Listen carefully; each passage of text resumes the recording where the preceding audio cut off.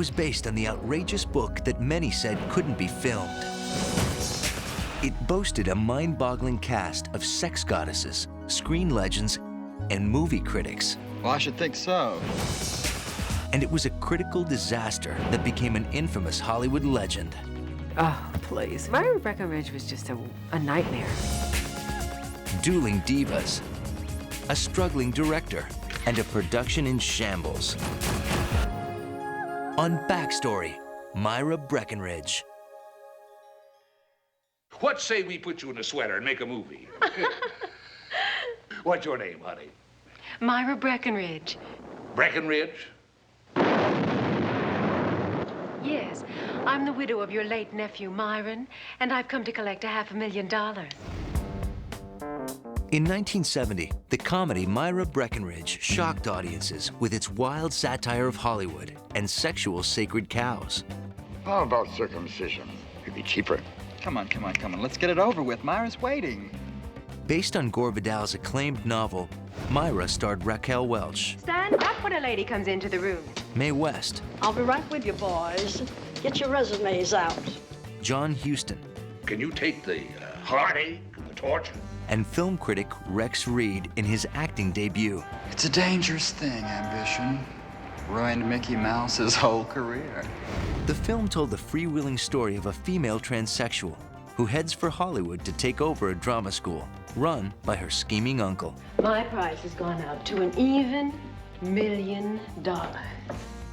The result was a movie whose making was more comic and chaotic than what ended up on screen.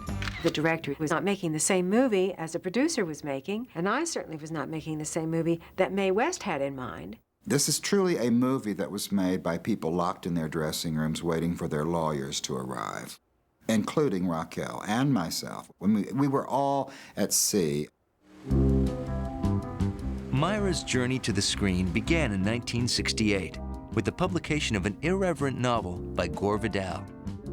Myra Breckinridge satirized the controversial topic of sex changes amid the anything-goes attitude of the 1960s.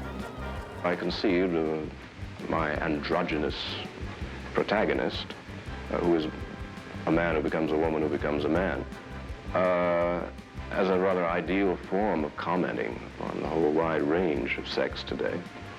And I must say, I enjoyed myself writing it. Even its admirers believed that the bestseller was unfilmable. But in 1968, Richard Zanuck and David Brown, production heads of 20th Century Fox, bravely optioned the book for $900,000. You would think that Zanuck and I were on something for having approved the production, but we weren't. We were sober as can be. We liked the story. We thought it'd make a hilarious movie, and it did, but only for us. Gore Vidal was given first shot at the screenplay, but his script was considered too conservative by Zanuck and Brown, who next approached a trendier writer. 29-year-old Michael Sarne was a London-born singer turned filmmaker with just one feature to his credit, a fantasy about swinging London called Joanna. You sleep around, don't you? Not as much as you do. Joanna, Joanna. The movie had been a modest success for 20th Century Fox, which by 1969 wanted a hip young filmmaker who could make Myra Breckinridge click with the youth audience of the day. A producer, Bobby Fryer, gives me this book. Do you know Gore Vidal? He's written this book. I said, no, I don't. Oh, he's a very great writer. So I take the book home with me. It was very satirical, very negative about Hollywood, very negative about machismo, very mixed up, very crazy. So I can't touch this, yuck. Sarne turned down the project, but when Fox offered the out-of-work bohemian $100,000 to write and direct, Sarne ignored his instincts and said yes. Brigitte Bardot said to me, Hollywood is a place where they eat people like us alive. Don't go there. If you go, make the deal and get out. Don't hang around in Hollywood. But I didn't have any money. I literally didn't have a quarter, a nickel. I had no money at all. To play Myra's gender-bending title role, the director first considered casting a real transsexual or an unknown actor. Anytime, sugar.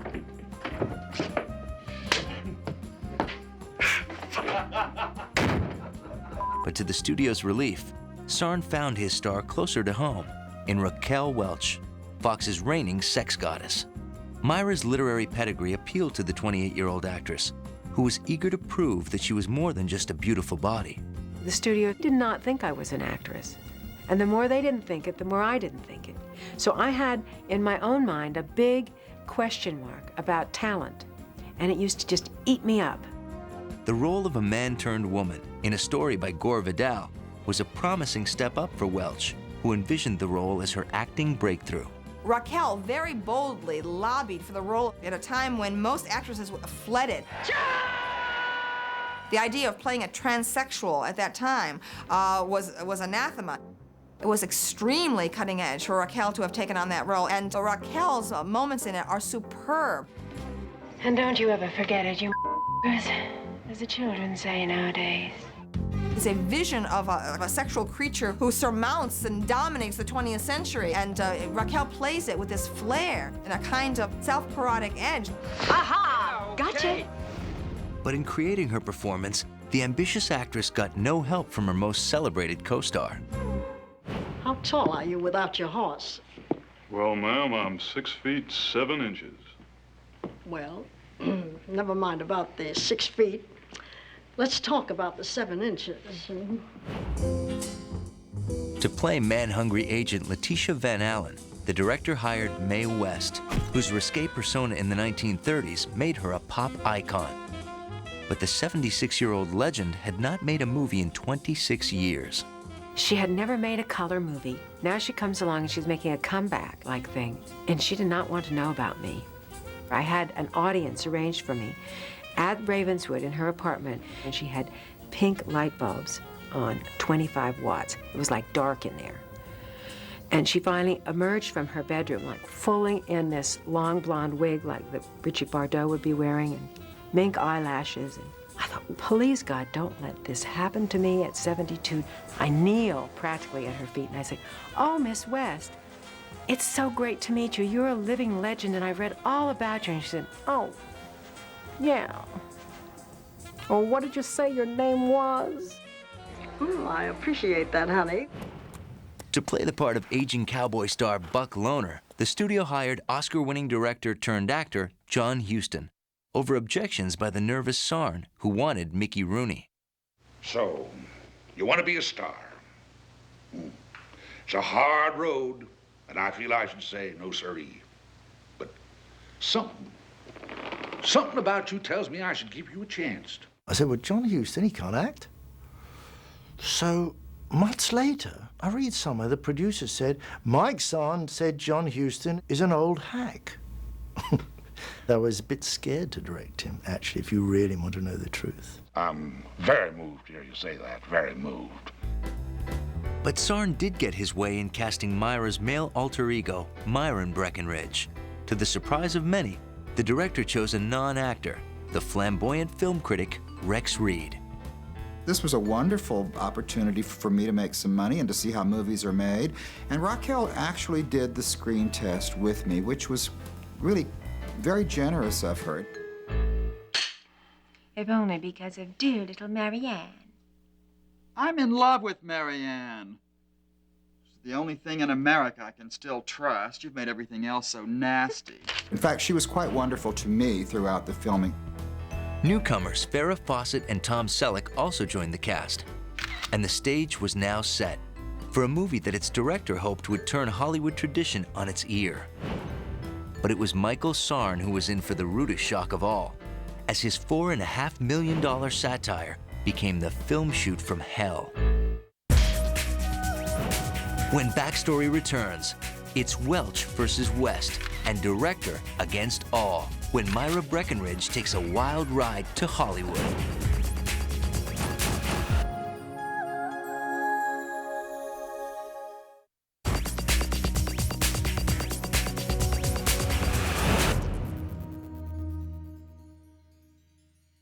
Randolph, I believe the moment of truth has finally arrived. Go get him. Gentlemen, I am Myra Breckinridge. Uncle Buck, your fag nephew, became your niece 2 years ago in Copenhagen and is now free as a bird and happy in being the most extraordinary woman in the world.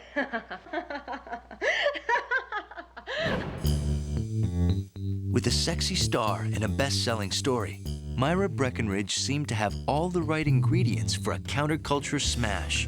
But by August of 1969, with filming just days away, writer-director Michael Sarne had to admit that one element was still missing, a coherent script. We're going to rehearse. What a concept. So we went over to Bel Air Hotel and we sat in there, and they started changing the pages again. The scene was rewritten. It didn't make any sense. I went to the bathroom and started to cry. John knocked on the door and he said, "Now, young lady, what's the matter?" I opened the door. I said, "Well, you know, this was going to be such a wonderful film, and you know, it's Myra Breckinridge. It was a great novel. It was really funny and everything. I mean, no, it's very far out, but they're just making such a mess." He said, "My darling, it's only a movie." When cameras rolled 1 month later, filming was already on the verge of collapse as Sarne and producer Robert Fryer battled over the script. Filming took another turn for the surreal when Mae West arrived to shoot her first movie scenes in 26 years. She didn't work before 5 o'clock in the afternoon. I do a lot of night work sometimes. And she definitely did not want to appear on camera with me in the same frame. She could appear there and I could appear in my shot, but we were not to stand side by side. Mae West and Raquel instantly did not like each other. West immediately said, "Oh, she's a sweet little thing, you know, but no real woman would play this part." Well, it was war from that minute on. They made this beautiful dress for me to do with the scene with Mae. Beautiful black hat, veil, black dress, very theatrical, and Mae had all white, and then she had a big white hat and like a black streamer coming down. I go to the closet to get the dress is missing. I call the producer, I say, "Bobby, something terrible's happened, we can't find the dress." He said, "Oh, it's been confiscated." Mae said, "You're not allowed to wear black. Black is a non-color, and white is a non-color, and no one is allowed to wear non-colors but Mae." Raquel became incensed and took a bright red costume and took scissors to it and cut it into shreds and wore her own dress in the scene, and her dress was black. Sit down, honey. You sound like a good agent. You see, Miss Van Allen, Uncle Buck and I deal in myths, and movie stars are like gods and goddesses. And you and I must seek out the glittering few that are the new stars of our race, reborn. With 2 stars at war and a director hopelessly in over his head, shooting continued to spiral out of control. You can't believe the money that was wasted on that picture. There was one day when I went to work all prepared to do a serious scene, and instead he said, "We're not doing that today, Rex. We're doing a dream sequence where we've ordered about $30,000 worth of ice cream sundaes and banana splits." Good morning. I'm your typical sun and fun-loving California sweetheart. We have here a fine selection of all your favorite treats. It's a dream sequence where she feeds you, and you have to suck the banana split off her finger. And I said, "What does this have to do with the movie?" "Well, it's going to be very, very visual." Oh, a big bite. Isn't that good? Meanwhile, Michael Sarne became convinced that he was constantly being undermined by an angry Gore Vidal, the studio, and even his stars. Every day, some little sabotage would happen to me. The next day's shooting was set, then suddenly someone was pulled off for something else. And a director has to think on his feet. They had a scene where I was supposed to run naked down Wall Street. I said, "Over my dead body would I shoot a scene? Never, forget it, you must be mad." That scene was never shot. I do think that maybe he was snorting or doing something because he was like, woo, out there. Well, drug use on set, there was a smoking dope, you know, occasionally going outside the set and smoking.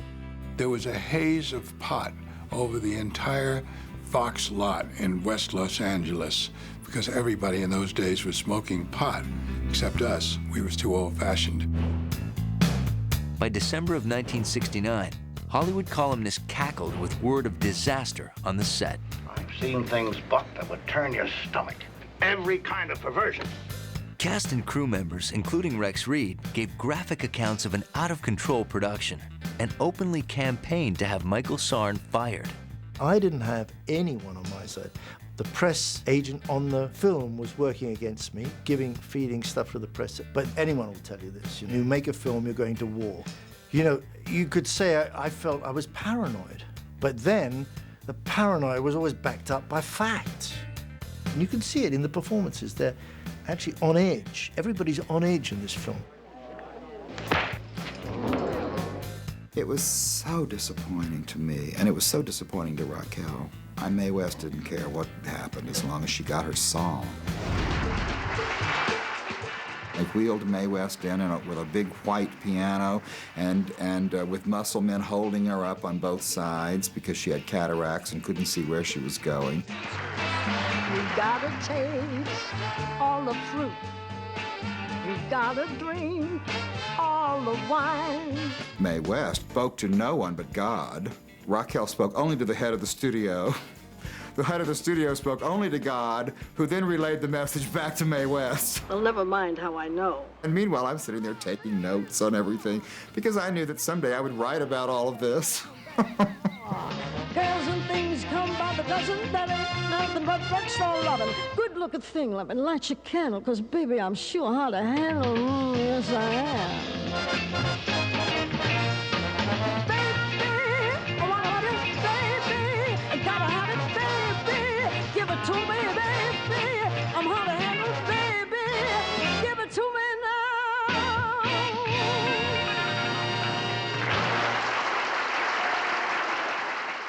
When Backstory returns, a studio battens its hatches as Myra Breckinridge faces the public and the press.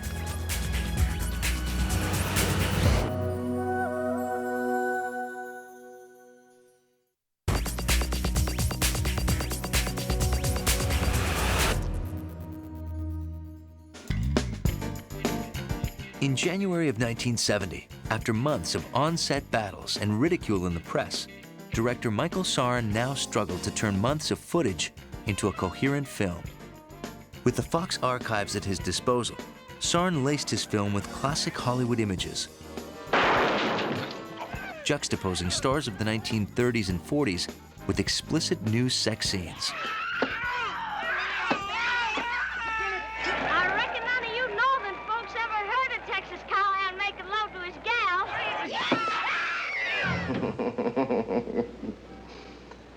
You think a squealer can get away from me? It's always been my idea to use references to old movies, always, right from the beginning. It hurt me more than it did him. And now, ladies and gentlemen, what you've all been waiting for, The Man Killer. The book that couldn't be written is now the motion picture that couldn't be made.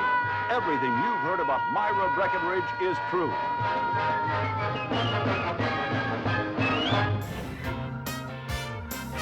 In June of 1970, after a surprisingly positive preview in San Francisco, the X-rated Myra Breckinridge was ready to meet the public. The picture, Myra Breckinridge, is based on a novel by Gore Vidal, who says the movie version of his book is the second worst film he's ever seen. In an omen of things to come, the New York premiere quickly turned ugly, as windows were smashed and bystanders were injured. The reviews the next day weren't any better. I did go to the theater on Times Square where it was playing, and I asked the lady selling tickets, is this movie as bad as I hear it is? And she said, it's the worst. Shirley Temple threatened to sue the studio over use of her classic film clips in Myra. There was a scene with Shirley Temple as she's milking a goat. Oh. But that scene was unfortunately cut by order of the President of the United States, because Shirley Temple at that time was American ambassador to the United Nations. Perhaps my lawyers will speak a tongue you'll comprehend. Actress Loretta Young did sue and was awarded $100,000. Meanwhile, Myra's box office continued to dwindle, and Michael Sarne realized he had become an industry pariah. I thought this isn't a bad time to get out of town, and I sort of hid for a while. It was a sort of negative patch, let's put it like that, in my life.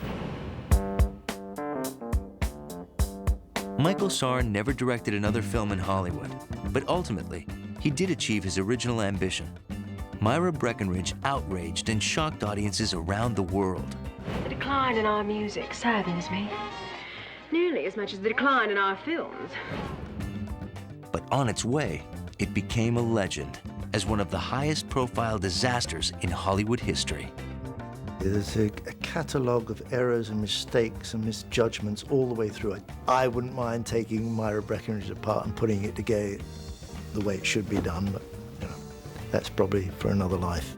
It probably was a death wish on the part of Zanuck and me to become involved with Myra Breckinridge. And before we were finished, we almost wrecked 20th Century Fox. We were the only people who loved that movie. Needless to say, I will never forget making Myra Breckinridge. My whole career. God bless America. That's the ball game.